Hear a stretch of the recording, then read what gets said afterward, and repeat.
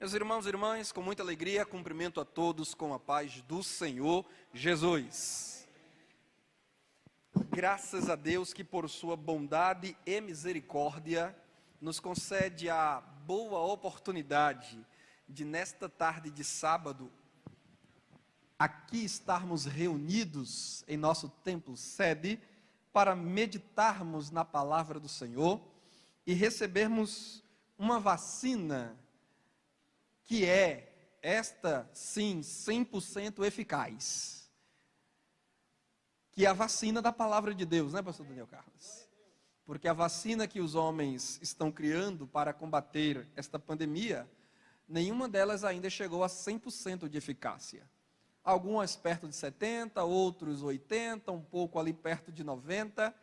Agora, a palavra de Deus, conforme diz Hebreus 4:12, ela é viva e ela é eficaz, totalmente eficaz, 100% eficaz. Tantos quantos são vacinados em verdade por esta palavra, imunizados estarão contra o desânimo espiritual, contra as heresias e contra as doutrinas de demônios que circulam mundo afora para perturbar a igreja do Senhor.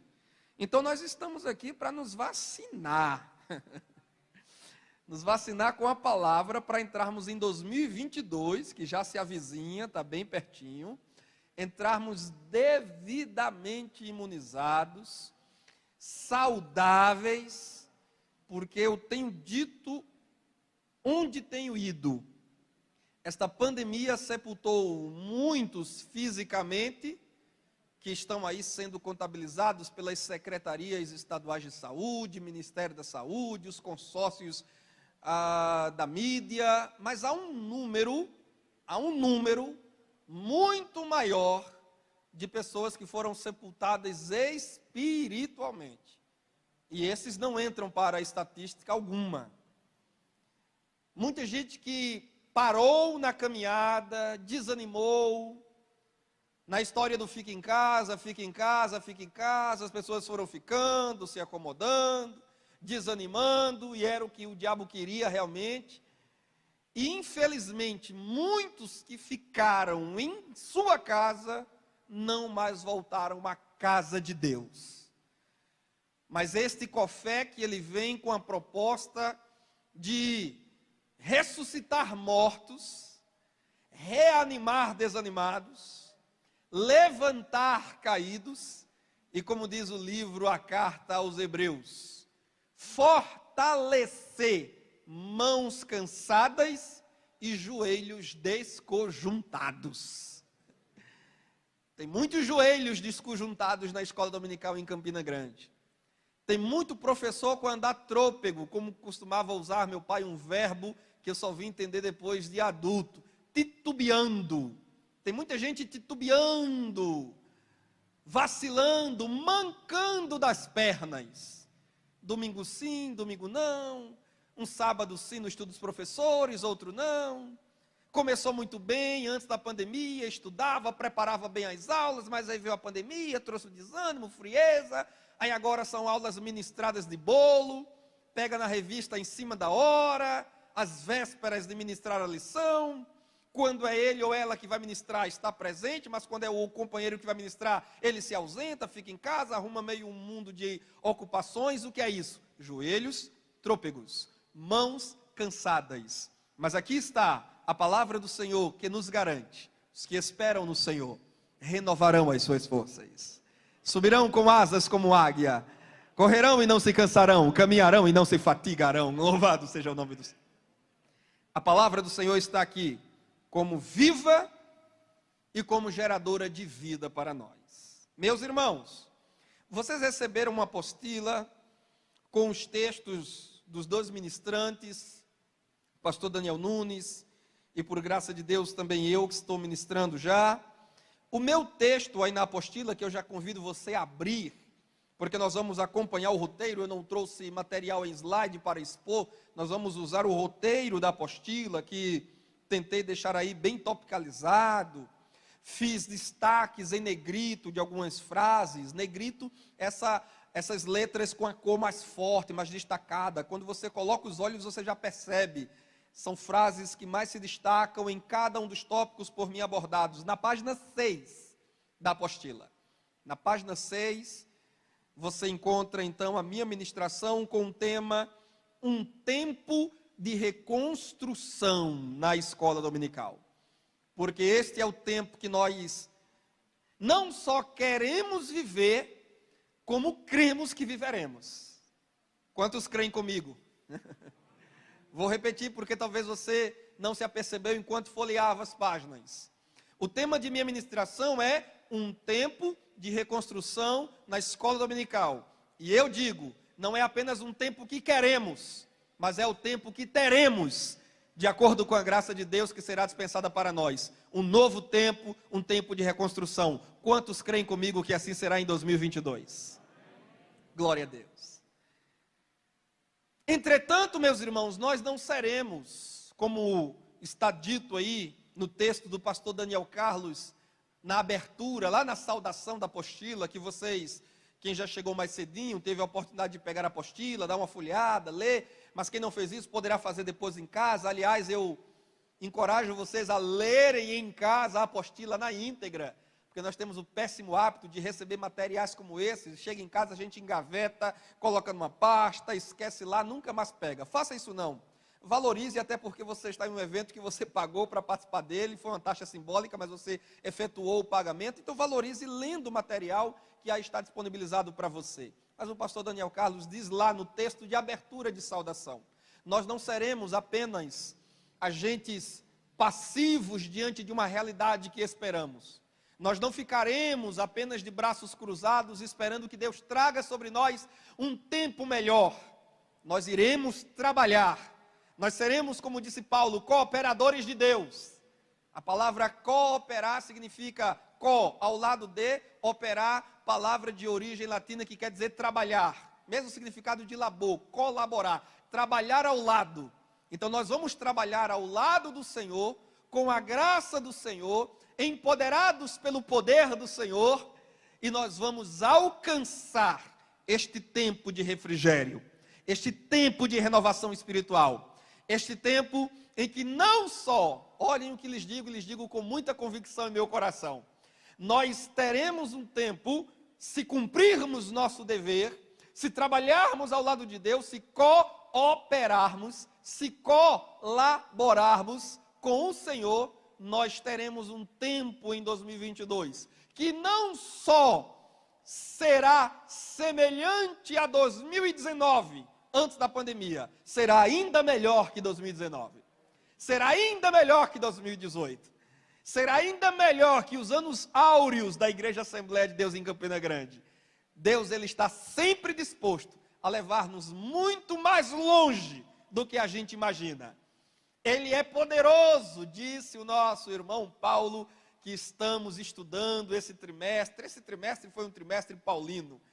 Paulo diz que Deus é poderoso para fazer o quê? Infinitamente mais. Se ele dissesse apenas abundante, já estava de bom tamanho. Deus é capaz de fazer abundantemente. Mas ele diz abundante, outra tradução diz abundantemente mais. E como se fosse pouco, tem algumas traduções que colocam assim: abundantemente mais e além. É uma redundância para enfatizar que o nosso Deus, o Deus a quem nós servimos, que em 6 dias criou o mundo. A gente diz, Deus criou o mundo em 7. Não, em 7 não, Ele criou em 6. No 7º Ele descansou. O Deus que criou o universo em apenas 6 dias, que este Deus não poderá fazer por nós dentro de um ano. Então, colaborando com Deus, cooperando com Deus, nós teremos um tempo de reconstrução e será muito melhor que todos e quaisquer anos que tenhamos vivido outrora. Você confirma comigo isso, dizendo amém? A minha ministração que eu lhes trago, irmãos, ela é baseada na história de um personagem que também já foi objeto, tema de estudo nosso na escola dominical. Alguns anos atrás, nós já estudamos a história de Neemias, este que foi muito mais que copeiro do rei Artaxerxes na Pérsia. Ele foi, em verdade, um mestre de obras em Jerusalém. e o homem por meio de quem Deus encabeçou a grande obra de reforma estrutural, infraestrutura, mas também de reforma espiritual. Neemias é um personagem que é icônico, eu digo inclusive na minha introdução, icônico no sentido de que ele é um ícone, uma referência para todos os obreiros e obreiras, em especial aqueles que trabalham para o Senhor em tempos de desafio, de crise, como estes tempos que nós estamos vivendo. Para falarmos de superação de crises, Neemias é sempre uma referência para o qual devemos voltar os nossos olhos. E ele é o personagem que eu tomo como destaque, inclusive isto foi decidido em reunião com os coordenadores setoriais, nós chegamos evangelista Magdiel, a um consenso de que Neemias seria um personagem interessante para trazermos essa palavra de despedida do difícil ano 2021, mas ao mesmo tempo de estímulo, de encorajamento, de provocação para o ano de 2022. Agora, antes de entrar na introdução propriamente, você observa que tem aí um quadro com um texto que eu recortei da Bíblia de Estudo Aplicação Pessoal. Quem tem essa Bíblia de Estudo, ou aqui ou em casa, Bíblia de Estudo Aplicação Pessoal? Levante a mão por gentileza. Quem tem essa Bíblia? Bíblia de Estudo Aplicação Pessoal. Atenção, irmãos, essa é uma das melhores Bíblias de estudo que nós temos em língua portuguesa. E eu faço questão de aproveitar esse momento para fazer essa propaganda e, mais que isso, indicar essa Bíblia como uma Bíblia de estudo para você. De quando em quando os irmãos me procuram e me pedem recomendação. Aproveito para deixar esta. Nós temos a Bíblia de Estudo Pentecostal, que eu costumo dizer é a Bíblia que todo obreiro assembleano tem que ter, toda professora da nossa igreja precisa ter, toda pregadora pentecostal precisa ter, Bíblia de Estudo Pentecostal, mas logo em seguida eu recomendo essa. Qual é o grande diferencial da Bíblia de Estudo Aplicação Pessoal? É que ela faz muito jus ao nome que tem, porque de fato, as notas de rodapé, as introduções para cada livro bíblico, e os estudos avulsos que estão espalhados por ela, são sempre estudos que aplicam o texto bíblico à vida do leitor. E é uma Bíblia excelente, especialmente para nós que somos professores, que ministramos aula explicando o texto bíblico e aplicando o texto bíblico. Vocês sabem que é o tripé de toda boa pregação e de toda boa aula. Leitura, explicação e aplicação.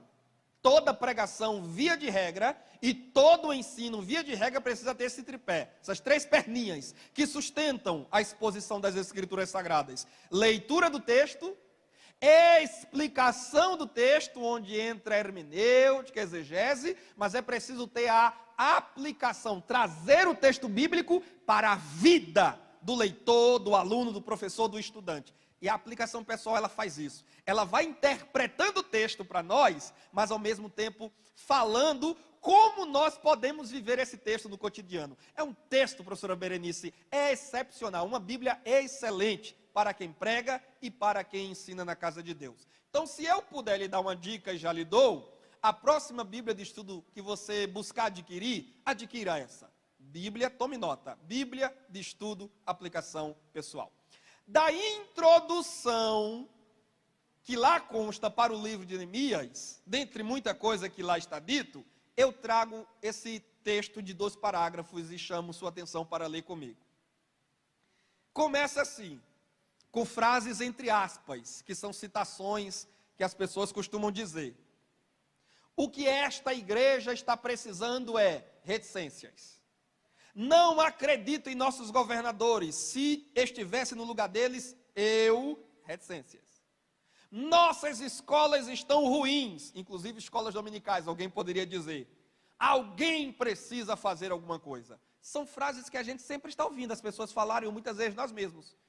O governo não presta, a escola não presta, o mundo não presta, a igreja está assim, a escola dominical está assado. Aí o parágrafo seguinte diz, reclamações, queixas. Aí eu gostei demais dessa expressão, porta-vozes do caos. Porque o murmurador, o queixoso, o lamuriante, ele é porta-voz do caos. Ele nunca tem uma notícia boa para repartir. Ele nunca tem uma bênção para contar.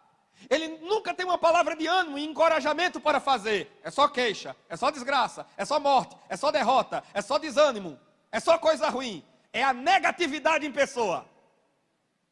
Porta-vozes do caos. Retranqueiros são abundantes no mundo.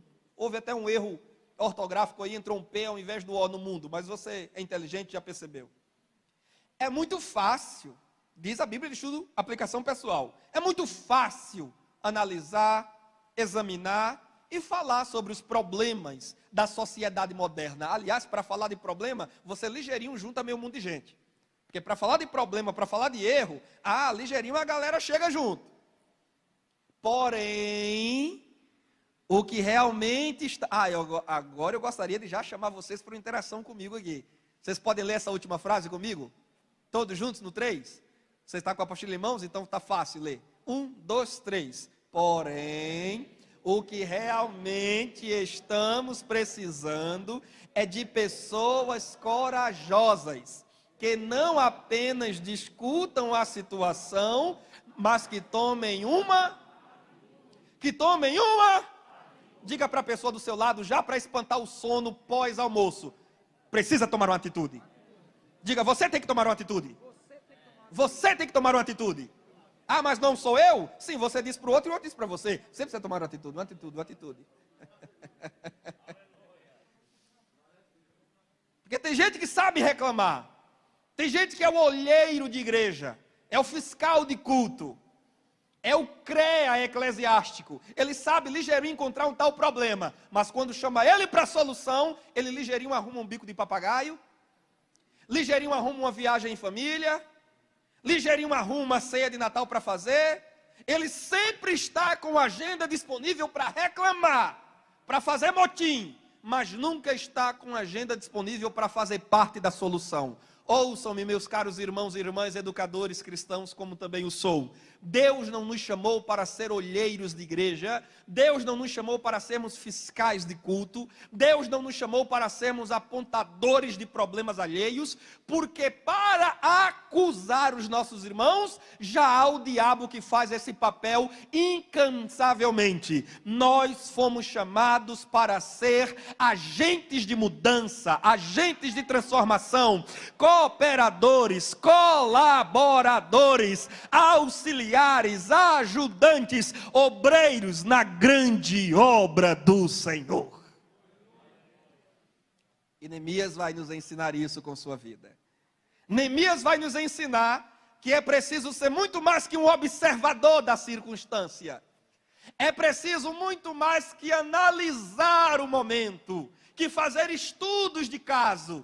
É preciso se envolver para fazer o trabalho desenvolver. Vocês podem repetir essa palavra comigo? E depois vocês colocam hashtag e compartilham no Instagram e no Facebook, combinado? Digam, é preciso se envolver para fazer desenvolver o trabalho do Senhor. Sendo um pouquinho chato, mais uma vez, diga para a pessoa do seu lado, você está envolvido? Você está envolvido? Você é só parte do problema ou você é parte da solução?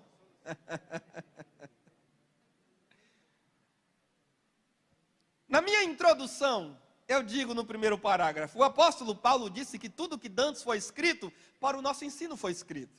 E eu cito esse texto de Paulo na abertura para justificar o porquê de eu vou a Neemias, tomando como uma referência para essa ministração sobre um tempo de reconstrução. Por que eu vou ao Antigo Testamento? E poderia ir a tantos outros personagens da Bíblia, inclusive o próprio Cristo, cujo ministério de ensino é a maior referência para todos nós. O grande rabi da Galileia, o grande mestre de Israel, o mestre do universo, Cristo. Mas por que eu vou a Neemias? Além das razões que já citei antes, é porque aquilo que foi registrado nas Escrituras do Antigo Testamento, que era a Bíblia que Paulo tinha, inclusive, na sua época, foi registrado para nosso ensino. Então, a história de Neemias, dentre tantas outras histórias do Antigo Testamento, são histórias pedagógicas. São histórias que guardam para nós fundos de moral, de discernimento, de aprendizado, de inteligência, de sabedoria. A história de Neemias tem muito a nos ensinar essa tarde sobre reconstruir, sobre somar com outros obreiros, sobre tomar iniciativas. No segundo parágrafo eu digo, nessa exposição que se baseia nos 6 primeiros capítulos do livro de Neemias, porque quando você vai ler o livro de Neemias, você percebe que os 6 primeiros capítulos são capítulos que se dedicam a reformas de infraestrutura em Jerusalém, com foco na reconstrução dos muros. Os últimos capítulos, em especial a partir do 8, porque o 7 ele vai registrar algumas genealogias, do 7º em diante, são reformas espirituais, de caráter ético e doutrinário. Inclusive agora chega em auxílio de Neemias, Esdras, sacerdote e outrora governador, ali em Jerusalém. Mas a minha ministração está baseada nos 6 primeiros capítulos, e aplicada ao contexto da educação cristã, nesse período pandêmico que ainda atravessamos no final de 2021, buscaremos refletir, incentivar e reanimar o trabalho de liderança e ensino na escola dominical. Então essa é a minha proposta com vocês essa tarde. Se perguntasse quais são os objetivos, né? A gente abre lá a nossa lição do domingo, e toda lição nós temos o objetivo geral e os objetivos específicos. O professor atento, ele sempre percebe isso, porque esses objetivos estão ali justamente para nortear as nossas atividades. O que é que a gente vai alcançar com aquela lição, por exemplo, de amanhã, sobre o apóstolo Paulo e a sua coragem, mesmo diante da morte. Então, aqueles objetivos estão lá para definir que atividades, que técnicas, que métodos iremos utilizar para alcançar aquela finalidade da lição, aqueles propósitos da lição. Pois bem, os meus propósitos aqui essa tarde são refletir a partir da história de Neemias, incentivar a partir da história de Neemias e reanimar. O verbo não foi colocado aí aleatoriamente não, irmão.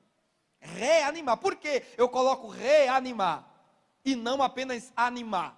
É porque quando eu falo animar, a palavra animar, vocês sabem, ela remete a gerar ânimo, vida. A etimologia na língua latina, tanto da palavra alma como da palavra animar, é a mesma. Animar é gerar alma, é gerar vida, é gerar ânimo. Mas aqui eu digo reanimar, por quê? Porque eu parto do pressuposto que, se isso é verdadeiro, nós já tínhamos ânimo antes. Nós já tínhamos alma antes. Nós já tínhamos fôlego antes.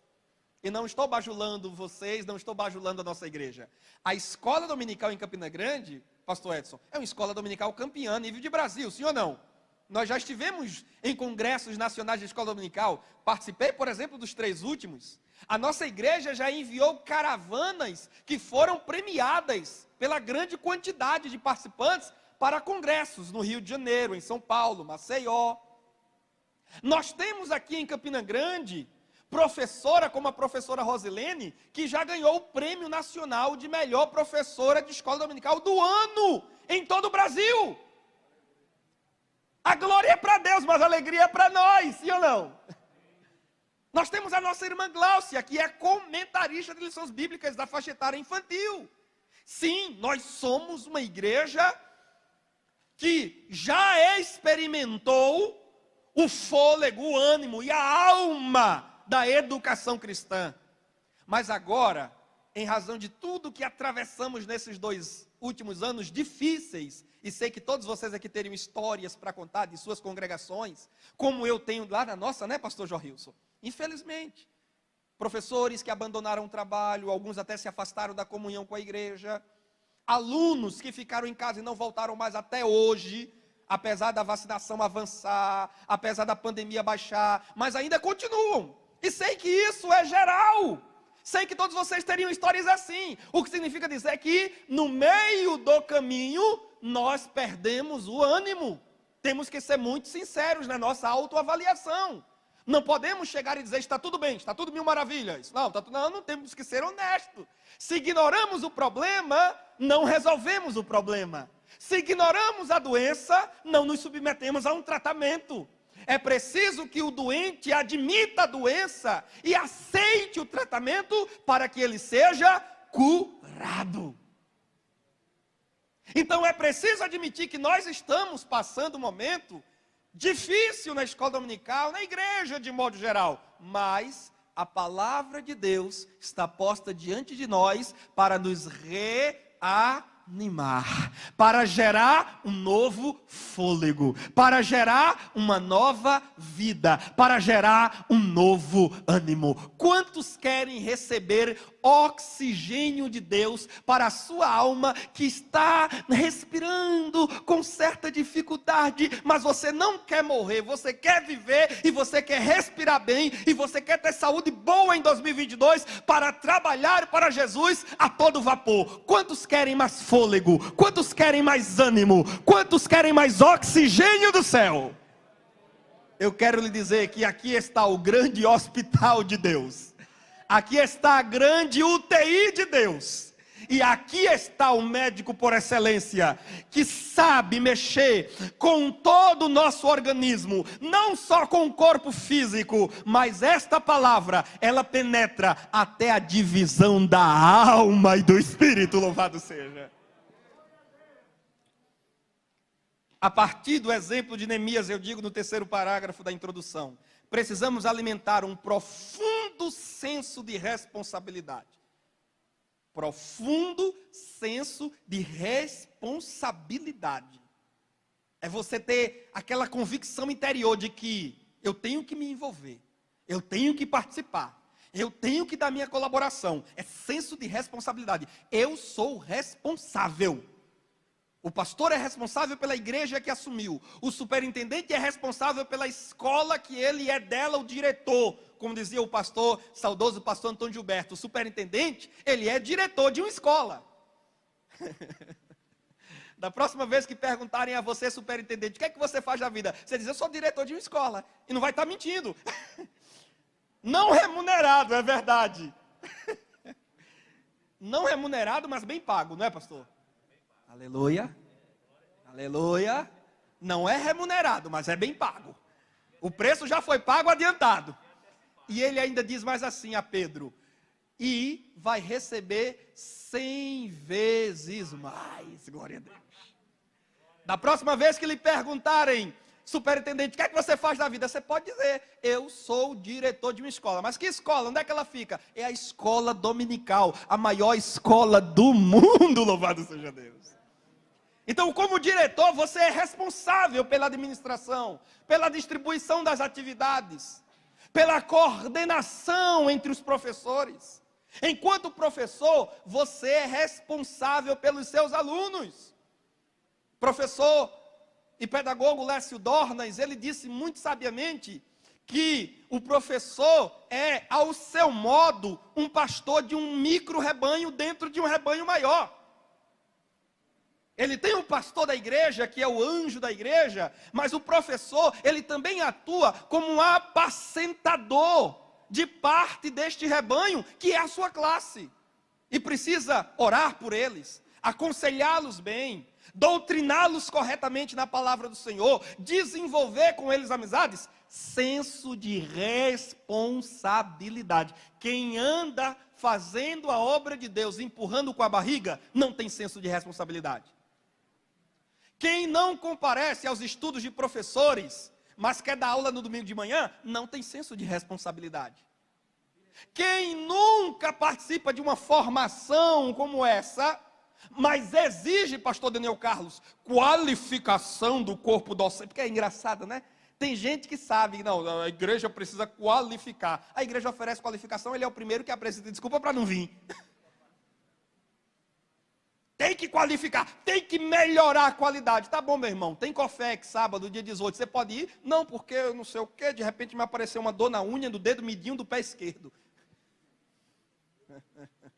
Falta senso de responsabilidade. Você precisa dar conta e dar conta bem do trabalho que você assumiu. Na apostila, não apostila, no certificado. Vocês receberam já o certificado bem bonitinho de vocês, não foi? Capricha aí na caligrafia, na hora de colocar teu nome, faz aquela foto bem bonita, divulga no Instagram e marca o perfil da Igreja Assembleia de Deus, AD Campina Grande, lá no Instagram. Mas aí no seu certificado tem um trechozinho de Romanos 12:7, que é o lema do educador cristão. Romanos 12:7. Está aí no seu certificado? Romanos 12:7. O que é que diz aí? Se é ensinar, faça o quê? Dedique-se ao senso de responsabilidade a isso. Você sabe que foi chamado para ensinar? Então dedique-se ao ensino.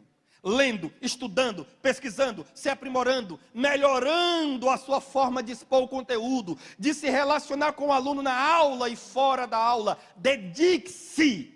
Senso de responsabilidade. Nós precisamos ter esse profundo senso de responsabilidade. Eu sou responsável pela vida daqueles que Deus me colocou líder sobre eles. Quanto à reconstrução da fé, do ânimo, da comunhão e do serviço cristão, eu gostaria que todos vocês, irmãos, saíssem daqui hoje com essa convicção na mente e no coração: Senhor, eu não posso, eu não sei, eu não faço, mas com tua graça, com teu auxílio, eu serei o encorajador de meus irmãos, eu serei um agente de bênçãos para os meus alunos. Vou procurar a ovelha desgarrada, vou ligar, vou mandar mensagem, vou visitar se for possível e ele aceitar me receber em sua casa, mas não vou ficar contemplando a frieza arrastar meus alunos, não vou ficar apenas observando enquanto o diabo está arrebanhando vidas para o inferno. Diz o belíssimo hino 212 da nossa harpa cristã, fazendo uma pergunta: podes tu ficar dormindo, mesmo vacilante, quando atacam outros a Belial?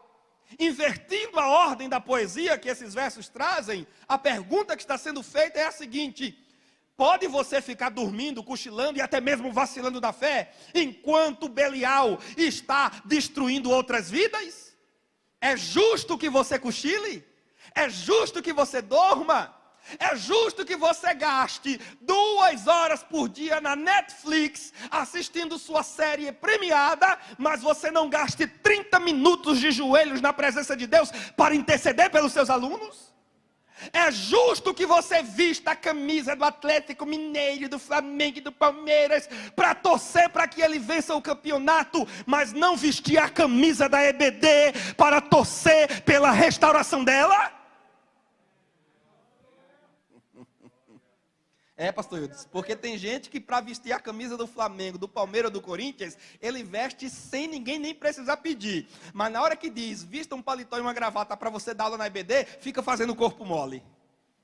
Tem que ter senso de responsabilidade. Tem que saber quem foi que lhe chamou, para que lhe chamou. E tem que saber de 2 coisas, meu irmão: haverá severa cobrança para os relaxados, mas haverá justa retribuição para os dedicados. Deixe-me dizer isso mais uma vez em alto e bom som: haverá severa cobrança para os relaxados, mas haverá justa e abundante retribuição para os fiéis obreiros dedicados na obra do Senhor. O que você quer no final da sua vida? Severo castigo, severa punição? Ou você quer bênção dobrada, sacudida, recalcada e transbordante? Diga comigo: eu quero a bênção. Então tenha senso de responsabilidade. Com Neemias, primeiro, nós aprendemos, tópico 1, empatia para reconstruir. Palavra bonita, poética até, empatia. Coraçõezinhos para cá, coraçõezinhos para lá. Mas é preciso viver a empatia de verdade. E o que é que significa a palavra empatia? Sem querer ser rebuscado, complexo e difícil, explico. A palavra empatia, ela é formada de 2 palavras na língua grega: en preposição que significa em mesmo, no nosso português é em, em grego é en, de nariz, em, que quer dizer com, ao lado de, ou dentro de, em, e patia, que vem de patos, que não é o pato que faz quá-quá, é o patos do sentimento, da afetividade, da emoção, do desejo sincero. Portanto, em, com, ao lado de, dentro, patia de patóis, sentimento, emoção. Empatia, portanto, quer dizer emoção dentro, com emoção, com afeto, com envolvimento de sentimento. E esta palavra, ela está muito bem respaldada no que Paulo diz em Filipenses, se não me engano, no capítulo 2, quando ele fala de entranháveis afetos de misericórdia. Empatia. O que são entranháveis afetos de misericórdia? São afetos de compaixão, de amor, que vêm da entranha. Ou como dizemos no bom paraibanês, que vem das tripas, pastor Valdomiro. Porque as entranhas são as tripas. Paulo está dizendo, meus irmãos, tenham sentimento, tenham afeto, tenham amor das tripas. Você já ouviu algum professor dizer assim, eu estou fazendo das tripas coração? Você já ouviu alguém dizer isso? Você já ouviu? Você já falou isso? Estou fazendo das tripas coração. Deixa eu dizer uma coisa, você não está fazendo nada demais. Você está fazendo o que você deve fazer. Você está fazendo o que você é chamado a fazer. Entranháveis afetos é ter um afeto, um sentimento, um envolvimento das tripas, do mais íntimo do ser. Deus não quer ninguém fazendo a obra dele superficialmente, apenas de aparência. Deus quer esse padrão de qualidade mesmo. Deus quer você envolvendo ouvidos, olhos, boca, nariz. Deus quer teus pés na obra dele. Deus quer tuas mãos na obra dele. Deus quer tuas tripas envolvidas. Afeto, sentimento, envolvimento. Quando você não tem esse afeto entranhável, você é aquele professor apático. Porque esse é o oposto da empatia. É a apatia. A, prefixo grego, que quer dizer ausência de, negação de. Então, quando você não tem patos dentro, quando você não tem sentimento dentro, você tem apatia, a ausência de sentimento. Aliás, eu pergunto, você é um professor empático ou você é um professor apático? Para mim, tanto faz, tanto fez, meu irmão. Eu estou fazendo minha parte, Deus está vendo. Quem quiser vir, venha. Quem não quiser, que se... Aí diz mais assim, se vire. Cadê a empatia? Cadê o sentimento? Cadê a emoção? Não pode ser assim, não. Tem que orar, tem que interceder, tem que ir atrás da ovelhinha desgarrada, tem que conversar, tem que chamar, muitas vezes tem que baixar ao nível da ovelhinha, tem que fazer como o pastor da parábola, cortar os pés nos pedregais, mas com amor, buscar arrebanhar para o Senhor, aqueles que Satanás está querendo arrebanhar para o inferno. O diabo está querendo arrebanhar multidões dentre nós para o inferno. Mas a depender dos professores, superintendentes e pastores que têm entranháveis afetos de misericórdia, o diabo vai ficar lambendo a rapadura. Ele não vai conseguir, porque nós vamos fazer o que disse Neemias: lutem pelos seus irmãos, lutem pelos seus filhos, lutem pelas suas mulheres, não descansem, mantenham a guarda e não deixam que os inimigos os arrebatem e os destrua. Satanás, ele poderá tentar e desferir golpes contra alguns, mas no que depender de uma igreja cheia do Espírito Santo e avivada pela palavra, nós não daremos descanso ao inferno. Nós iremos em busca dessas vidas preciosas por quem Jesus morreu. Neemias demonstra empatia quando? Quando ele está lá no capítulo 1, confortavelmente servindo o rei Artaxerxes no palácio em Suzã, exercendo a função de, quem lembra? Qual era a função de Neemias? Você é professor, isso é pergunta que professor de escola dominical responde assim na lata. Ele não pensa, ele não titubia, ele copeiro. E o que é o copeiro? É o que trabalha na copa, na cozinha, cuidando dos alimentos que são servidos ao rei. Naquela época, era um ofício de muita responsabilidade, de muita confiança. Porque em uma época onde os filhos matavam os pais, irmãos, tios, a próprio pai ou mãe matava os filhos para usurpar-lhe o trono, e não raro se instrumentalizando de veneno na comida ou na água para matar o parente ou o considerado adversário e tomar o lugar dele, o copeiro exercia o dever de, como um verdadeiro masterchef, acompanhar a dieta do rei, fiscalizar a despensa do rei, acompanhar o preparo do alimento dos reis. E ele tinha que primeiro provar a comida e beber a água antes que fosse servida ao rei, porque no caso de estar envenenada, quem morria primeiro era o copeiro, o rei escapava. Mas era uma função que, pela responsabilidade e confiança, era muito bem paga, era muito bem remunerada. O cara vivia mais no palácio do que fora. E ouça o que eu acabei de dizer, ele comia o banquete do rei antes do próprio rei. Um luxo, sim ou não? Com todos os riscos, mas é um luxo. Mas quando vêm parentes e amigos dele, lá das bandas de Jerusalém e Judá, que ficava muito distante, Neemias é parte dos exilados que permaneceu no exílio, não retornou, e não queiramos perguntar o porquê, está claro, com base no livro de Neemias, que o propósito de Deus era que ele ficasse mesmo, para que ao tempo determinado ele recebesse as devidas credenciais do rei Artaxerxes, para voltar aí sim a Jerusalém e reedificar os muros. Porque Deus tem os seus servos que vão e Deus tem os seus servos que ficam. Glória a Deus. Deus tem os seus servos para o povão e Deus tem os seus servos para os palácios. Deus tem os seus filhos para trabalhar entre o povo e Deus tem os seus filhos para trabalhar entre as elites, entre as autoridades. Assim foi com Daniel, foi com Esté, foi com José, foi com Neemias. Mas quando Neemias recebe notícias, ele pergunta, ele toma a iniciativa. Ele não espera ninguém fazer fofoca. Ele pergunta ao seu irmão: como é que está o nosso povo, a nossa família, lá em Jerusalém e em Judá? E então lhe passam a informação, que não era, nesse caso, fake news, era notícia verdadeira, irmão Rogério. Os muros estão arrasados, o povo se encontra em miséria, está um caos a sociedade lá em Jerusalém. Apesar dos outros que já foram, apesar dos líderes que já tiveram, mas a situação, meu irmão Neemias, está precária. Aí agora nós vemos a empatia de Neemias. Sendo copeiro, vestindo-se do bom e do melhor, comendo o bom e do melhor, ele poderia receber aquela notícia com frieza. Dizer, tá bom, tá certo, que pena, né? Vamos orar, né? vamos orar, né? Não é vamos orar, é vamos orar. Porque quem só ora, irmão Osian, e não age, já está errado. Mas quem nem age, nem ora, e apenas ora, é pior ainda.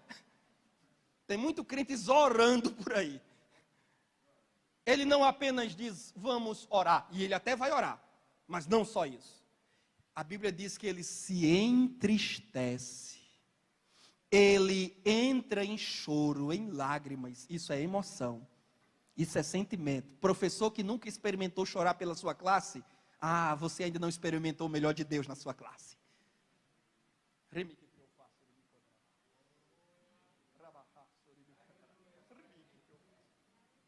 Superintendente de escola dominical que ainda não experimentou chorar pela sua escola dominical, não sabe o que é viver os melhores dias na sua escola dominical. Pastor de igreja que ainda não experimentou chorar pela sua igreja, liderança de conjunto que ainda não experimentou chorar pelo conjunto, não sabe o que é viver os melhores dias. Porque é depois do choro que vem o riso, é depois do luto que vem a festa, é depois da muralha que vem a vitória. Neemias chora, Neemias se compadece tão profundamente, entranháveis afetos de misericórdia, que ele de imediato reage às notícias que recebe. Quantas vezes recebemos com frieza relatos de que alunos se desviaram, se apartaram dos caminhos do Senhor. Muitas vezes até dizemos assim, já estava na cara, Aquilo ali, era só uma questão de tempo. Bem que eu desconfiava, não é assim? Bem que eu desconfiava. Aí eu me lembro agora do profeta Joel dizendo: chorem, sacerdotes, do alpendre ao altar chorem. Eu lembro-me de Jesus no Sermão do Monte dizendo: bem-aventurados que choram. Não vi Jesus dizendo bem-aventurados que riem. Não há, no Sermão do Monte não há. Pelo contrário, ele diz: ai de vós que agora riem. Bem-aventurados os que choram, porque eles serão consolados. Estamos rindo muito meme. Vivemos a cultura dos memes, dos gracejos, das piadas. Estamos vivendo um tempo de escassez de lágrimas, escassez de choro. Os maiores avivamentos e mais duradouros avivamentos da história, inclusive este, encabeçado por Neemias, foi gerado no útero do choro, foi gerado no ventre das lágrimas. Avivamentos não são fabricados em churrascarias, avivamentos não são fabricados dentro de clubes. E não estou recriminando ir à churrascaria porque eu vou quando posso. Mas a verdade histórica e bíblica é: nenhum avivamento foi produzido dentro de churrascarias, em ambientes de entretenimento, diversão e dispersão do discernimento. Avivamentos foram gerados no jardim do Getsêmani, em agonia e em lágrimas diante de Deus. Talvez a coisa esteja empancada lá, porque você nunca chorou pela sua classe. Talvez você tenha enfrentado um ano minguado, e continuará minguando para você, porque você nunca teve um sentimento verdadeiro de compaixão, de misericórdia, de dó, de pena pelos seus alunos. Nunca fez uma campanha de oração, intercessão e jejum por eles. Nunca elevou a Deus uma reza sequer dentro de casa em favor dos seus alunos. Mas quer a presença deles, quer a cabeça, quer os números para encher o relatório e depois mandar aqui para a central. Deus não vai alimentar seu ego. Deus não vai alimentar sua vaidade pessoal. Mas se o que você quer são almas edificadas, instruídas, educadas, orientadas pela palavra de Deus, o Espírito Santo mesmo vai trazê-las para vocês. O Espírito Santo mesmo vai lembrar o endereço da sua igreja. O Espírito Santo vai lembrar o endereço da sua classe. E essas vidas sedentas se sentarão lá para ouvir você, mestre, mestra, cheia do Espírito Santo e de amor, ensiná-los a bendita palavra do Senhor. Empatia, Neemias chora. E ele ora a Deus, pedindo a Deus: Senhor, move o coração deste homem. Que homem? O rei. Para que ele seja benevolente para com o teu povo. Ele chorou, ele orou, mas também não parou por aí não. O rei percebeu a tristeza de Neemias. Quando veio servir a comida, a refeição do rei, o rei percebia que sempre Neemias vinha com aquela alegria. Bom dia, vossa majestade, como passou a noite, tudo bem? Provou a comida, não morreu, está feliz, né? O senhor está bem, majestade? Sim, meu súdito, claro, estou muito bem. Ou talvez chamasse pelo nome, se tivesse algum vínculo de amizade, como parece ser, o texto nos revela. Mas nessa ocasião não, Neemias chegou meio calado, sem aquela festa, sem aquela alegria. O rei percebeu logo, porque a gente percebe quando uma pessoa alegre está triste, sim ou não? O que foi que aconteceu, rapaz? Você está meio aí desanimado, meio borocochô? E como não estaria, meu rei? Diante de tudo que eu sei que o meu povo lá em Jerusalém está passando e sofrendo. O que é que você quer que eu faça por você? Diga aí. Já era o Espírito Santo trabalhando. Já era o Espírito Santo abrindo o caminho. Glória a Deus, glória a Deus. Porque quando você não pode fazer algo, mas você ora a Deus, Deus dá ordem a alguém que pode para te ajudar. Parece palavra de pregador em culto festivo final, né, Major? Quando você ora a Deus por algo que você não pode fazer, Deus do alto dá ordem a alguém que pode para te ajudar e te socorrer. Através do imperador Artaxerxes, Neemias teve as suas lágrimas amparadas. Deus sempre coloca alguém pertinho de nós para amparar nossas lágrimas. Aleluia. Aleluia. Como foi bom. Como foi bom. Num dia que eu estava tão triste, desconsolado, nesse mesmo púlpito, alguns anos atrás. E sem querer fazer rasgação de seda, mas para testemunhar como essa palavra é viva em nossos dias. Talvez nem o Senhor saiba o quanto eu estava aflito naquele dia. Mas quando o Senhor escreveu aquele bilhetinho para mim, use as pedras que Ele lançam e construa um muro de proteção com elas. Não foi um mero bilhete, porque Deus não escreve bilhete, Deus manda mensagem. Em poucas palavras, eu ouvi a voz do meu Deus falar ao meu coração. Deus sempre tem alguém ao nosso lado para amparar as nossas lágrimas. O rei Artaxerxes amparou as lágrimas de Neemias e disse: o que você precisar, você tem. Você quer o quê? Voltar a Jerusalém para acudir seu povo? Vá. Precisa de guarnição militar? Preciso, meu rei, está aqui. Tantos soldados ao seu dispor, ninguém vai mexer com você. Glória a Deus. O que é que você quer? Você quer cartas de recomendação para quem está do outro lado lhe acolher e não brigar com você? Quero, meu rei, está aqui carta de recomendação. O que é que você quer? Material para construir a obra, iniciar a fundação? Sim, meu rei, está aqui. Tudo que você precisar, você tem. Irmão, ouçam-me o que lhes digo esta tarde. Deus não nos moverá a fazer nada cujos recursos Ele já não tenha providenciado para nós. Alguém já disse sabiamente: a vontade de Deus não nos levará onde a graça dEle não possa nos proteger. Nem tenha medo. Nem tenha medo de trabalhar para Jesus em 2022. Nem tenha medo. Você que chegou aqui titubeando, não sei se fico, não sei se saio, não sei se prossigo, não sei se recuo, eu lhe digo com toda a convicção da minha alma: se Jesus lhe chamou, Ele vai lhe dar os recursos que você precisa para fazer a obra que não é sua, a obra que é dEle. Deus é o maior acionista da sua obra. Deus é o maior investidor da sua obra. Deus não nos manda construir casa sem nos dar os tijolos. Deus não nos manda cavar buraco se não nos dar a força primeiro para pegar na picareta e na enxada.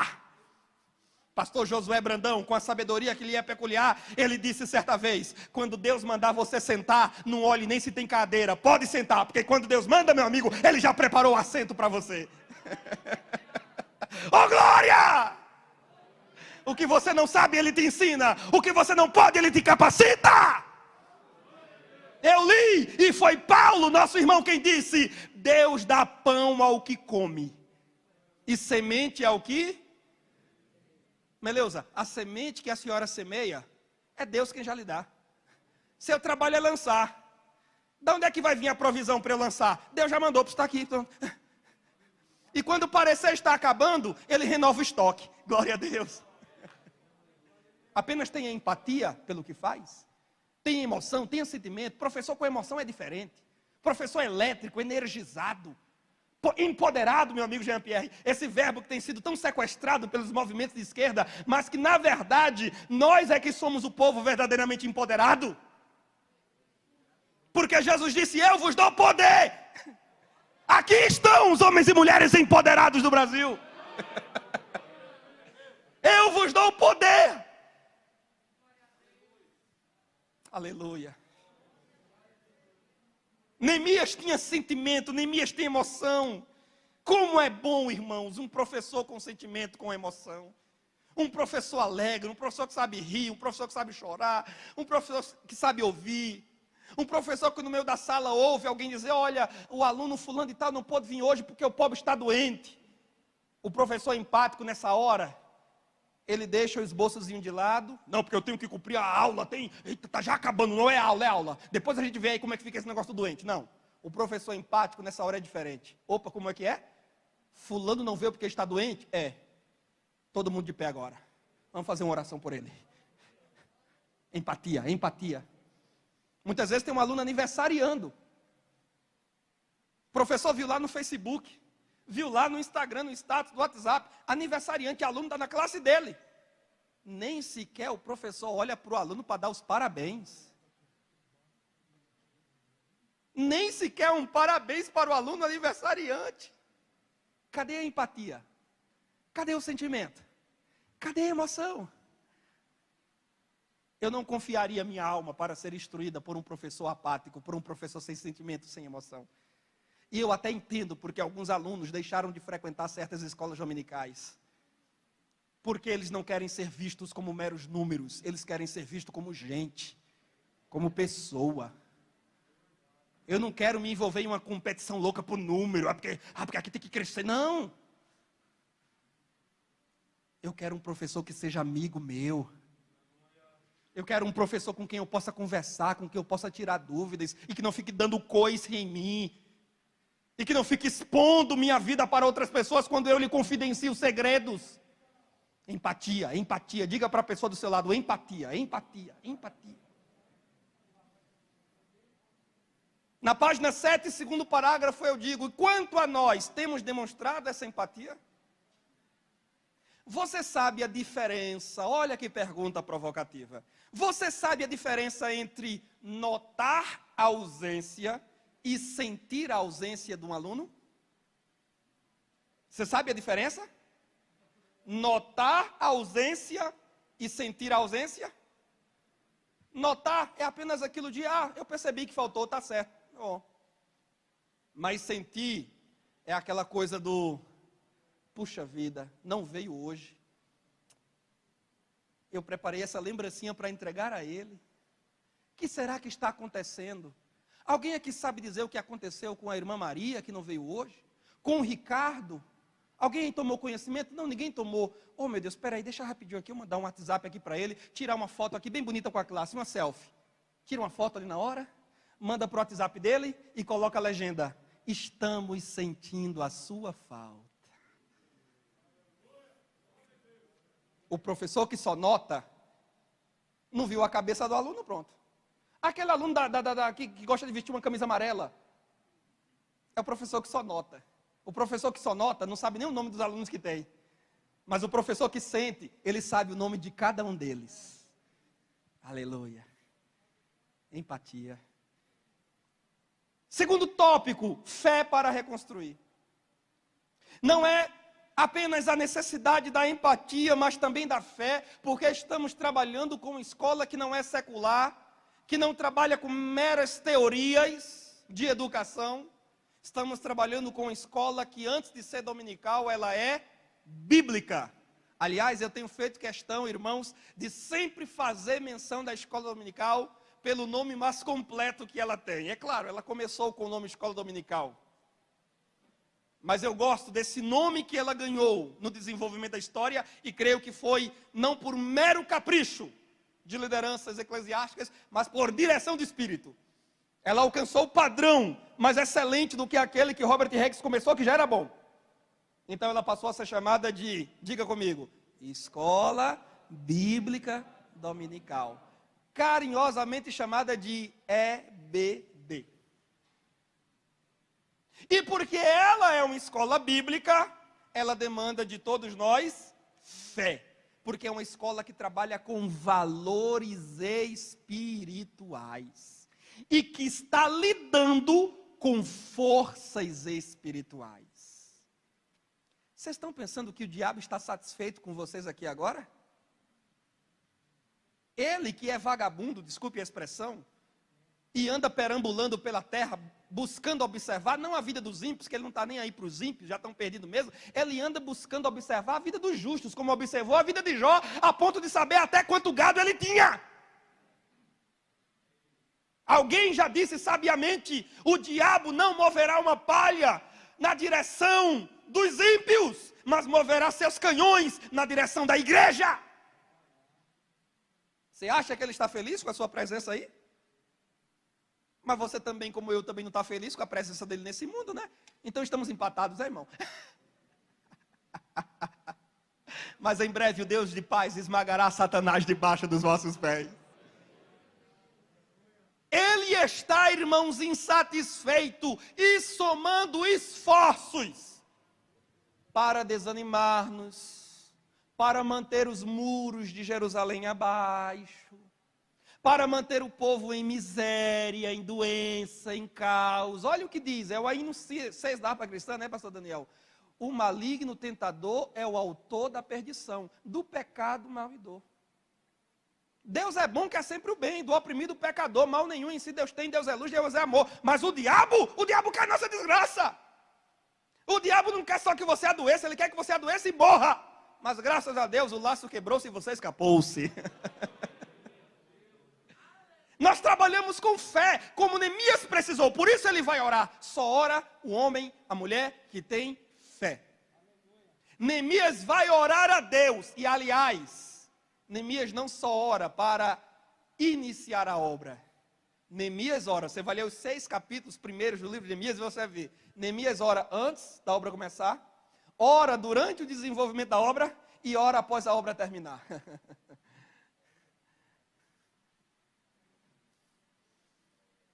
A oração é o óleo que mantém funcionando as engrenagens do nosso trabalho na obra de Deus. Quando tem oração, as engrenagens, como a corrente de uma bicicleta ou de uma moto, suave. Você vai pedalando, a corrente vai trabalhando. Você vai pedalando e ela vai trabalhando. Mas quando falta o óleo, primeiro, já começa uma barulheira feia. Já começa uma zoada, é ou não é? Muitas vezes está tendo muito barulho, muita zoada, muita briga, muita contenda. Professor que está se bicando com professor que está se bicando com o superintendente que está se bicando com o dirigente de congregação, muita zoada, muito burburinho, muitas vezes caindo em grupo do WhatsApp, caindo em rede social, muita zoada. Sabe por quê, irmão? Quando tem muita zoada, muita contenda, muita briga, é porque está faltando o óleo da oração. Aí as engrenagens começam a fazer barulho. Crack, crack. É igual os ossos quando começam a envelhecer e vão perdendo as vitaminas. E você vai andando e só ouve os estralos. Crack, crack, crack, crack. Está tendo muito barulho lá, está tendo muita zoada lá, está tendo muita briga lá. Tem escola dominical que parece uma rinha de galo, irmão. Misericórdia. É aluno brigando, porque o bom debate moderado faz bem. Nosso pastor, sem querer fazer rasgação de seda, é pedagogo, trabalha nessa área e sabe. O bom debate, mediado pelo professor, conduzido com um propósito de provocar ideias e reflexão, é bom e faz bem. Agora, o debate, pela briga, pelo amostramento, pela exibição, por um querendo derrotar o argumento do outro, isso não só é antiético, como é pecado, porque a Bíblia diz que nós não fomos chamados para contender, mas para apaziguar. Aí fica aluno brigando com aluno. E muitas vezes o que é pior, professor brigando com professor diante dos alunos. Não porque eu disse isso, não, mas está errado. Irmão, já está errado quem diz que o outro está errado diante dos alunos. Esse não é o tom. Não é de bom tom, não é ético, não é de cortesia a gente apontar o dedo, você está errado. Isso é truculência, isso é violência, isso é grosseria. Na verdade, os 2 professores companheiros já tinham que ter resolvido essa demanda antes, em off, em particular os 2, dialogando, chegando a um consenso. Mas expor divergências com grosseria diante da sala de aula, os alunos nessa hora ficam doidos. Peraí, eu estou com o João ou estou com o Pedro?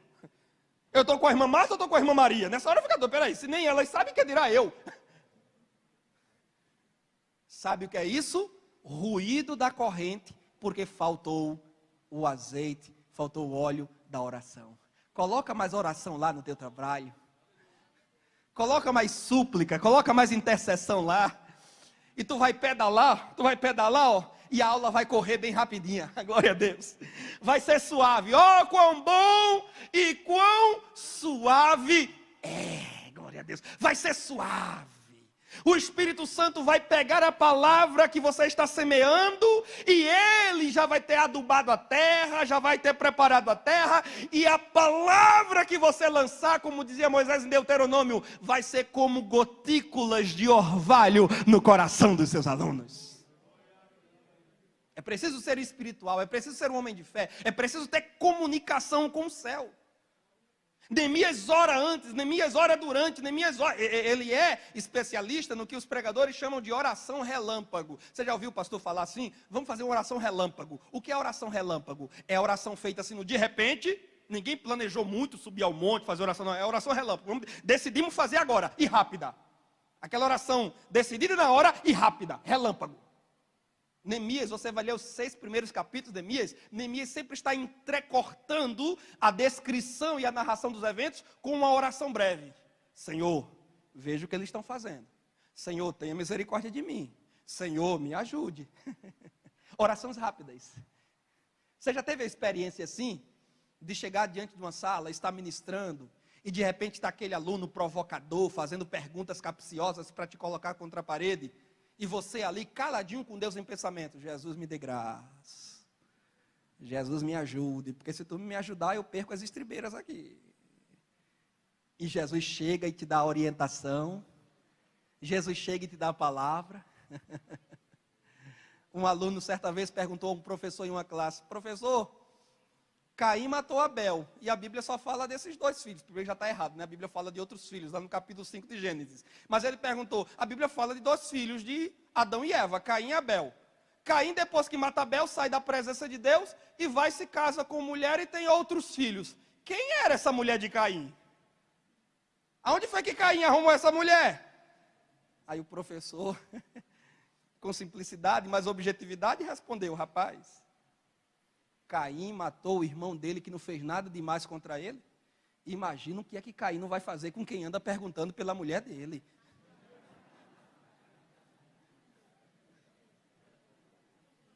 O aluno vem com perguntas provocativas, capciosas, para te colocar contra a parede, mas o Espírito Santo ora com muita firmeza, ora com bom humor, ele vem te dar a saída, a sabedoria, a direção, para você sair daquele paredão de fuzilamento que o aluno quer te colocar. Ah, nunca me esqueço, eu era superintendente de EBD em uma de nossas congregações aqui em Campina Grande. Uma professora da classe infantil chegou no meio da aula, lá, Jailson, onde trabalhamos juntos. No meio da aula, a irmã chegou, ela era branquinha, parecia um flocozinho de neve, mas ela estava vermelha como uma pimenta malagueta e chorando muito.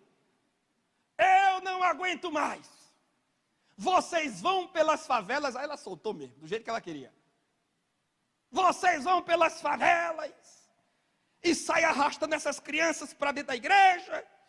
E chegam aqui, esses meninos dão dor de cabeça para a gente, não se concentram, uma bagunça, uma zoada. Eu não fiz pedagogia para estar passando um negócio desse. Vocês se decidam, ou elas, ou eu. Calma, irmã, não é assim não, calma. Isso aqui não é um trabalho para Paulo Freire resolver não, isso aqui é um trabalho para Jesus de Nazaré, irmã. Se for só na pedagogia, esses alunos vão pegar a senhora, vão lhe quebrar no meio. Isso aqui é um trabalho para chamar o sangue de Jesus que tem poder. Esses meninos, nós dissemos para ela, esses meninos aí, eles vêm de famílias destruídas, lares devassados. Muitas vezes o pai é o abusador dela, a mãe é alcoólatra, irmãos viciados em droga, pais vivendo emaranhados no candomblé, na macumbaria, na bruxaria. Você quer que esses meninos cheguem aqui como anjos com asas e auréola na cabeça? Não, eles vão trazer os demônios com eles para cá, eles vão trazer a carga negativa com eles para cá. E o que é que a gente vai fazer? Jogar fora? Expulsar? Dizer não, fiquem em casa, terminem de morrer lá na desgraça e na miséria? Não, se a igreja não acolher essas crianças, quem irá acolhê-las? Ora por essas crianças, professora. Impõe as mãos sobre elas, clama o sangue de Jesus. Vamos lá, se está precisando de uma força, a gente está aqui para ajudar. A senhora não está sozinha não, nem sozinha vai ficar. Mas esse trabalho é um trabalho para se resolver de joelhos. Não é só na exegese, na hermenêutica, na retórica, na homilética. Tudo isso é importante na formação e na condução do trabalho do professor. Mas o professor que não tem fé, ele está perdido como um cego em tiroteio dentro de sala de aula. Às vezes até tem a boa vontade de fazer, mas não tem a fé para fazer. Não adianta, é só parte do processo. Hebreus 11:6, o que é que está dito lá? Quem lembra? Hebreus 11:6. Sem fé. Se não tiver fé, irmão, não pode agradar a Deus. Tem um pouquinho de fé aí no teu coração? Tem? Eu peguei um desses alunos da irmã, filho de um diácono da igreja, medonho. Ele ia lá para a porta da igreja, era incrível aquilo, irmãos. Ele ia para a porta da igreja, Mirava o púlpito, pastor Daniel. E lá embaixo tinha a mesinha, como é que chama? Do antipúlpito, é? A mesinha de mármore. Misericórdia. Eu ainda não sei se era coisa de menino ou se era coisa do inimigo, irmão. Eu só sei que ele mirava da porta da igreja até o púlpito. E esse menino saía numa carreira, desenfreava. Ele ia até lá, engatava a primeira, a segunda, a terceira, pisava fundo no acelerador e olha, de quando em quando tinha que entrar outro diácono, auxiliar no meio, na frente. Menino, pelo amor de Deus, não, porque senão era a testa lá no antipúlpito. Misericórdia, só Deus sabe o que podia acontecer. Eu peguei esse menino, chamei ele no particular e disse, olha, você tem que ficar quietinho. Se você ficar quietinho, se comportar, deixar de correr, de dar trabalho, eu vou trazer para você, no final do trimestre, um carro desse tamanho para lhe dar de presente. Um carro bem grande assim. Ah, irmão, menino pode ser ruim como for, mas quando você promete presente a ele... Vocês são pais e mães como eu também sou. Graças a Deus, meu filho não é ruim, é uma bênção. Irmãos, diante de Deus, não foi só a promessa do presente, foi uma promessa regada à oração. Eu dizia, Jesus, muda esse menino, Jesus. Aquieta esse menino, Jesus. Equilibra as emoções desse menino, Jesus. Irmão, eu não sou pedagogo, eu não sou terapeuta, eu não sou psicólogo. Né? Nessa hora aparece meu mundo de gente, não, porque é hiperatividade, é porque é questão de hormônio, muita teoria. Não, a gente é servo de Deus, é crente de Jesus, é homem de Deus. O negócio da gente é oração e graça de Deus. Jesus, equilibra esse menino, Jesus. Ajuda esse menino, acode esse menino. Irmão, eu sei de uma coisa. Desde aquele dia que eu falei com aquele garoto, dali em diante, era incrível. Esse menino chegava na igreja, procurava uma cadeirazinha no banco das crianças, sentava, e qual era a primeira pessoa para quem ele olhava? Para mim, é claro. Como quem diz assim, eu estou aqui. Coloca aí a presença e bom comportamento. E assim foi, irmãos, durante todo o trimestre já. Mas também, você pensa que menino não tem boa lembrança, não tem memória? Quando chegou o dia que disse assim, é encerramento de trimestre, evangelista Magdiel. Quando terminou o trabalho, que todo mundo disse a paz do Senhor, amém.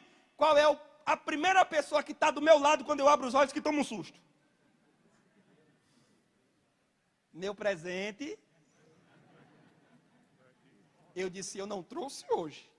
Porque eu confesso, eu tinha esquecido, mas ele não. Mas quando foi no domingo seguinte, lá estava eu, com um carro desse tamanho, entregando nas mãos dele. E sabe o que foi lindo? Ele recebeu aquele carro chorando. E não digo isso para minha glória, porque não preciso, e se buscasse tal glória, irmãos, eu seria destituído dela antes que a alcançasse. Digo isso para a glória do nosso Deus. Aquele menino, dali em diante, foi uma outra pessoa. Mas não foi o carro que fez aquilo, foi Jesus quem fez aquilo na vida dele. Pastor Daniel, até hoje, esse menino cresceu, é hoje um adolescente, um rapazinho já. Onde eu chego, que eu encontro com aquele menino, ele me abraça, ele fala comigo, é aquela alegria. Jesus transformou aquele cordeirinho rebelde em um cordeirinho bom para a glória dele. Tem que ter fé, irmão. Quem toparia reconstruir os muros de uma cidade? Quando você, porque Neemias não era mestre de obras, não é assim que a Bíblia nos apresenta, ele é copeiro, ele é um homem de cozinha, ele entende de alimento, ele é cozinheiro, ele é masterchef, é o que ele é. Ele não é pedreiro, não é mestre de obra, não é servente, não é isso. Mas quando Deus quer usar, ele ensina você a ser aquilo que ele quer que você seja. Olha o que disse o profeta Amós. Eu não pensei que fosse profeta, e nem instrução em casa de profeta eu recebi. Eu era fazendeiro, agricultor. Eu cuidava das minhas terrazinhas, das minhas vaquinhas, dos meus bodezinhos, dos cabritinhos. Mas a Deus agradou tirar-me de lá e fazer-me profeta para a nação de Israel. Ouça o que eu lhe digo essa tarde. Você pode não ser, mas se Deus lhe chama, Ele lhe capacita para ser aquilo que Ele quer que você seja. Mas tenha fé. Neemias foi um homem de fé, movido pela crença, esperança, convicção em Deus. Porque aquela obra, afinal de contas, não era para Neemias. Neemias não construiu um monumento para si. Aí eu volto para o que diz a Bíblia de estudo e aplicação pessoal. Eu devo citar isso bem mais lá na frente, do meio para o fim de minha ministração na apostila. Mas a Bíblia de estudo pentecostal, na introdução, você vai adquirir essa Bíblia, por favor, não deixe de adquiri-la. Lá está dito que aquele muro reconstruído foi um belo monumento à glória de Deus. Porque o que nós construímos na igreja não é para a nossa honra nem para a nossa glória. Você inicia uma classe com 3 alunos, termina um ano com 12. Que monumento lindo para a glória de Deus. Você inicia um trabalho, uma escola dominical, faltando professor para a classe, e termina o ano com professores sobrando para servir até em outras congregações se for preciso. Que lindo monumento para a glória de Deus. Mas é preciso ter fé. Jesus disse que tudo é possível ao que? Pergunte à pessoa do seu lado: ainda tem fé aí? Ainda tem fé? Ainda tem fé? Ainda tem fé? No nome do Senhor nós faremos proezas. Proezas, proezas, proezas. No nome do Senhor nós faremos coisas extraordinárias. Que conversa é essa que 2012 vai melhorar? A tendência daqui para frente é piorar. Não é conversa de muito crente? A tendência daqui para frente é piorar. Irmãos, vai piorar para o mundo sem Jesus. Mas para a igreja, Paulo diz, é de fé em fé e de glória em glória. É de fé em fé, de glória em glória. Espontaneidade para construir é o terceiro tópico. Algumas pessoas, eu digo aí, no último parágrafo da página 7, algumas pessoas têm dificuldade de lidar com responsabilidades confiadas por Deus. Moisés fez de tudo para evitar a chamada, e chegou até a sugerir assim a Deus: envia outro no meu lugar? Será que temos alguns Moisés aqui essa tarde? Senhor, eis-me aqui, envia aquele ali. Moisés. Irmãos, a chamada de Deus a Moisés não foi fácil. Tanto é que os capítulos 3 e 4 de Êxodo se dedicam a falar do chamado de Moisés. Moisés, você vai. Eu desci para livrar meu povo, e é você. Não, Senhor, eu não, porque eu sou pesado de língua, porque eu sou assim, porque eu sou assado, porque eu sou cru, sou cozinhado. Aí no final da argumentação, pastor, quando Moisés já não tinha mais o que dizer a Deus, ele vai e apela. Manda outro e não eu. Aí Deus se zangou. Deus se zangou. Sabe por que Deus se zangou? Porque quando você diz para Deus, Senhor, mande outro e não eu, você está dizendo para Deus que Deus não sabe escolher.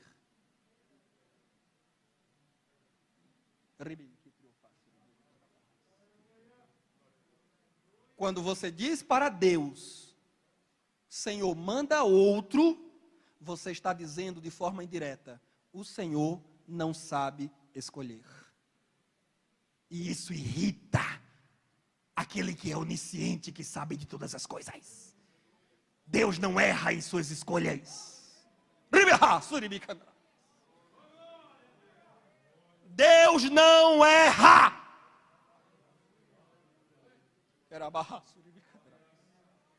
Ouça-me o que lhe digo como profeta de Deus esta tarde. Deus não lhe pediu conselhos.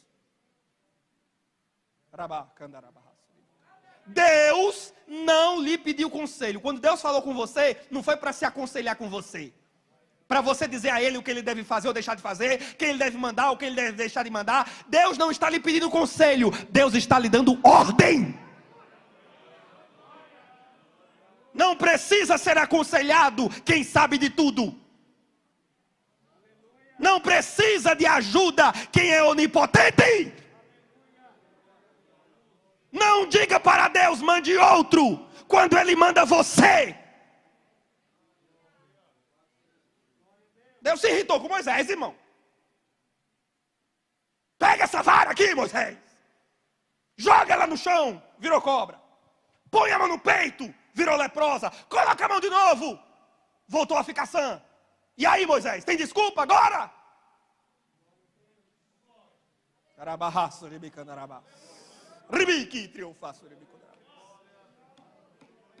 O que é impossível para Deus fazer em você e através de você? Diga para mim se houver. Irmão, acabe com essa conversa de, mas eu sou tão pequeno. E tu acha que Deus escolhe grande para competir com ele? Deus só escolhe pequeno mesmo. Que besteira. Eu tô pequenininho. É claro que você é pequenininho, filho. É por isso que eu te escolhi. Eu não escolhi Golias, eu escolhi Davi para derrubar Golias. Deus escolheu os pequenos mesmo. Que bom que você sabe que é pequeno. Porque nós temos esse tesouro em vasos de barro. Para que a excelência da glória seja de Deus e não nossa.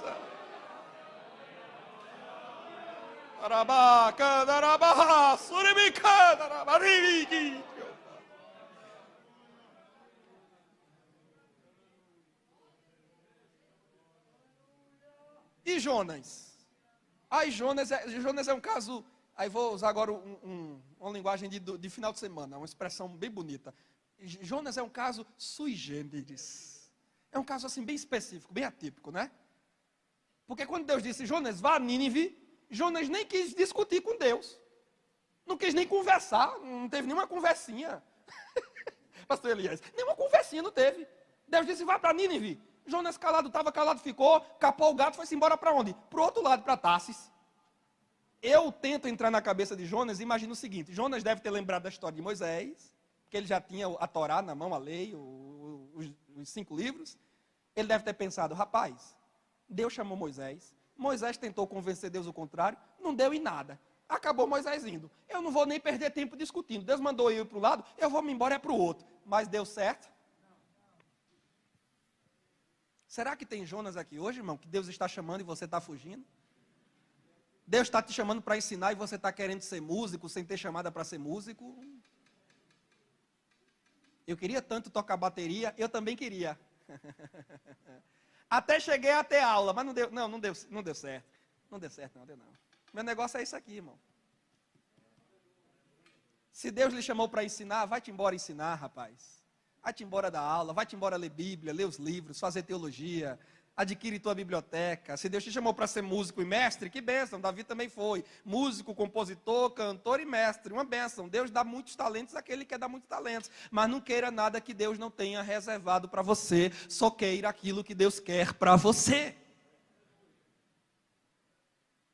Isaías é diferente desses dois. Isaías, quando Deus chama, aquela visão maravilhosa, linda no templo, João vai dizer no capítulo 12 que era o próprio Cristo ali, que Isaías viu.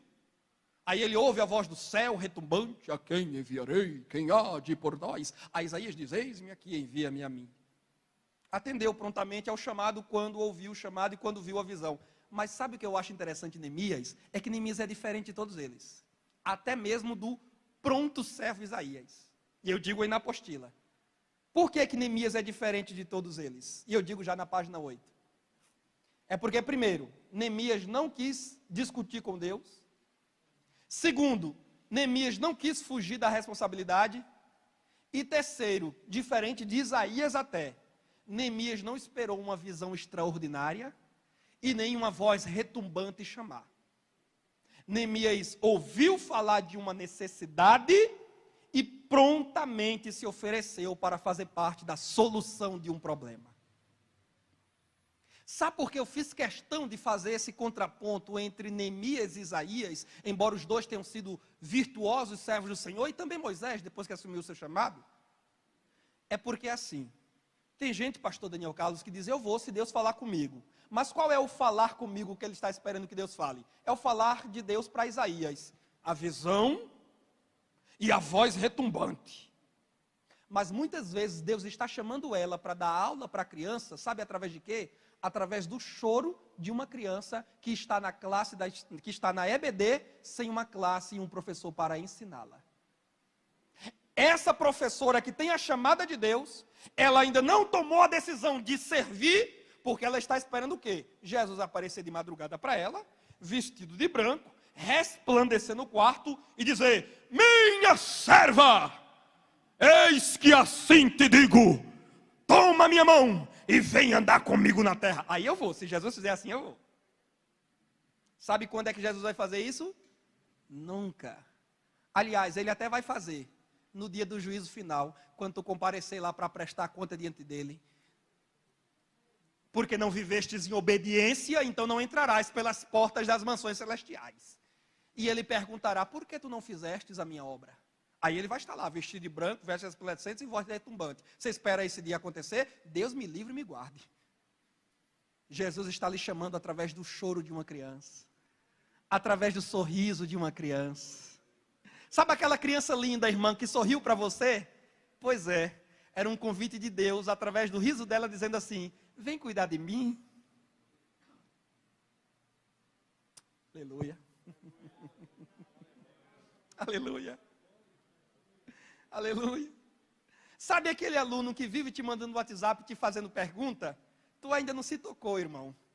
Mas é Jesus, através dele, te chamando assim, vem me ensinar essas coisas na escola dominical? Aleluia. Não espere visão celestial, nem espere voz retumbante. Porque Deus não estava no furacão, Deus não estava no meio do fogo, Deus estava na brisa suave, quando apareceu a Elias.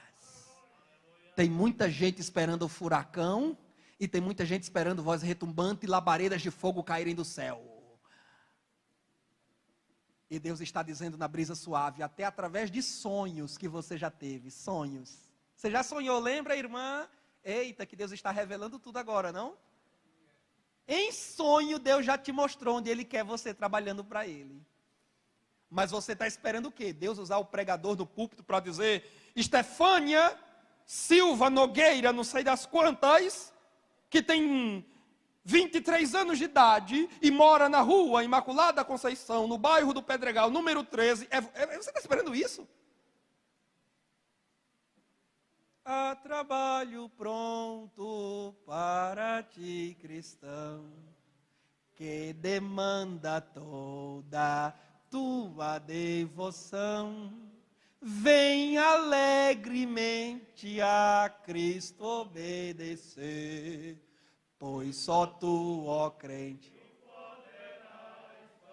Pastor Pedro está cantando esse hino todo domingo na igreja. Todo domingo, através do hino, Jesus está falando com a irmã, dizendo, vem! E a irmã está esperando voz retumbante. Jesus já está falando através do hino da harpa. Por Jesus a trabalhar, prontamente, fielmente trabalhar, em servi-lo. Oh, que prazer! E só tu, ó crente, poderás fazer. Novamente, para espantar o sono, diga para a pessoa do seu lado. É tu que Jesus está chamando. É tu que Jesus está chamando. Vai-te embora fazer o que Jesus manda. Deixa de fazer corpo mole. Neemias é espontâneo. Por que ele é espontâneo? Porque ele não esperou ninguém chamar, ele se ofereceu para a obra que ele viu que havia uma necessidade. Eu acho Neemias um caso interessantíssimo. Sabe por quê, irmãos? Atenção, e aqui eu quero fazer uma observação. Está na apostila. Nós nos acostumamos dizer assim, muitas vezes para a igreja. Irmão, não se ofereça. Espere o pastor lhe chamar, alguém lhe chamar. Irmão, sabe que eu acho que isso é relativo. Estou de acordo, eu digo na apostila, estou de acordo que ninguém deve cobiçar os maiores cargos e as posições para comandar e para mandar. Aliás, nenhum servo verdadeiramente busca essas coisas. Se por um lado é verdade que eu não devo ficar cobiçando cargos, títulos e posições para me aparentar, por outro lado, também é verdade que eu posso ser um voluntário e espontâneo na obra de Deus, sim, senhor. Eu não preciso apenas, se eu sei que eu tenho uma chamada, irmão, se eu sei que Deus me deu um dom para servir na minha igreja, como um professor, como um superintendente, desde criancinha, Deus me deu uma habilidade para gerir pessoas, liderar pessoas, delegar tarefas, sempre, desde o ensino básico. E quando eu digo eu, não sou eu, é você. Desde o ensino básico, lembra quando você fazia primeira série, segunda série, alfabetização, todo mundo queria fazer prova com você, todo mundo queria ser do seu grupo. Quando tinha os chamados seminários de classe, era geralmente você que chegava à frente, que fazia a apresentação. Os outros somente pegavam fila em você, somente se aproveitavam de você. Aí sanguessuga, quem aqui nunca teve amigo de escola sanguessuga, né? Mas você ia lá, você comandava tudo. Você não está percebendo que desde lá, Jesus já estava lhe preparando e provocando em você o espírito de liderança para você servir na obra dele? Então agora você pode sim, percebendo a necessidade da sua igreja, percebendo que classes estão se juntando, senhoras e senhores, jovem, criança e menino, tudo porque está faltando professor, mas você tem um chamado para ensinar e isso arde em seu coração, você está esperando o quê? Procure com o devido amor, com a devida cortesia, o superintendente, o pastor, diga: pastor, eu estou aqui para servir. Olha, eu sinto de Deus uma vocação na minha vida para ensinar, para liderar.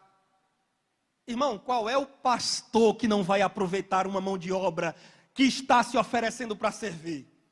Você vai começar dando um tópico de uma lição, 2 tópicos, ministrando uma lição sob a supervisão do professor oficial, do superintendente. Daqui a pouquinho você está engajado no serviço, se desenvolvendo bem e multiplicando outros obreiros e líderes para servir a obra do Senhor. Ouçam-me o que lhes digo, não é errado você ser espontâneo na obra de Deus. Não é pecado. Se fosse pecado, Neemias era um terrível pecador. Porque ele se ofereceu a Deus e ao rei para liderar a obra da reforma e da reconstrução dos muros em Jerusalém. Eu quero esta tarde, em uma época, pastor Daniel Carlos, em que quem está trabalhando quer abrir mão do trabalho, nós temos que remar contra a maré. E eu quero estimular vocês a serem voluntários, que trabalham sem visar salário, e sejam espontâneos, gente que tome a iniciativa de servir a obra de Deus, dentro daquilo que for verificado como uma necessidade. Irmão, eu não sei vocês, mas eu não quero ser crente de banco em 2022, Deus me livre. Jesus morreu de braços abertos por mim na cruz. Eu agora vou cruzar os braços para Ele? Eu não quero isso. Eu não quero isso. Eu não quero viver esquentando banco dentro de igreja para quem teve o seu corpo pendurado e dilacerado por mim na cruz do Calvário. Não é justo. Não é justo. Não é justo que você fique de braços cruzados. Jesus disse: rogai ao Senhor da seara que envie mais ceifeiros. Não é justo que você, tendo chamada de Deus, fique fazendo peso na obra de Deus e não se envolva. Igreja não é ônibus, onde está todo mundo confortavelmente sentado e só um lá na frente concentrado dirigindo. E todo mundo dizendo: bora pastor, bora superintendente, bora, leva, para aqui para mim, para ali, eu quero descer, eu quero subir. Não, igreja não é ônibus. Igreja é aquele barco a remo de competição de canoagem. Tem ali 4, 6, sempre números par, remadores, e todos eles têm um remo na mão. Tem um líder que vai na frente ou vai atrás, ditando ali o passo dos que estão remando, mas ele também tem um remo, e todo mundo rema no mesmo compasso, no mesmo ritmo. Todo mundo está servindo e trabalhando, e aí o barco chega ao final pretendido. Quem você é? Você é um passageiro de ônibus ou você é um remador do barco de canoagem? Glória a Deus. Espontaneidade. Ainda há outros pontos aí. E eu, evidentemente, eu não vou detalhá-los, como disse lá no início. Você tem uma apostila com 10 páginas em mãos. Está convidado a ler na íntegra essa apostila. Mas eu gostaria de saltar para o último ponto. Firmeza para construir. Lá na página 9. Um dos mais belos, último parágrafo da página 9. Um dos mais belos versos no livro de Neemias é o verso do capítulo 4 e o versículo 6. Na parte B. O coração do povo se inclinava para trabalhar. Diga comigo: o coração do povo se inclinava para trabalhar. Você é parte do povo? Você é parte do povo? Eis que surge um povo forte e revestido, que não teme nem a morte quem, e terá sublime sorte, pois com Cristo ao céu vai. Podes tu também dizer, sou um dos tais. Um dos tais, um dos tais. Podes tu também.